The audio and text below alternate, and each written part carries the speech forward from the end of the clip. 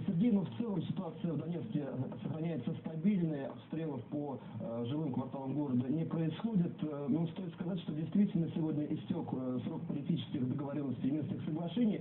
30 дней прошло, но тем не менее Верховная Рада так и не приняла закон о особом статусе и особых районах Донецкой и Луганской областей с особым политическим и экономическим статусом. Накануне представители Донецкой республики и Луганской республики выступили с совместным обращением к президенту Франции и канцлеру Германии о вынуждении Украины к выполнению всех договоренностей. Стоит сказать, что предложили также представители ДНР и ввести против Украины санкции, чтобы действительно выполнять все соглашения. Но накануне также произошла видеоконференция контактной группы, контактной группы с представителями, в том числе и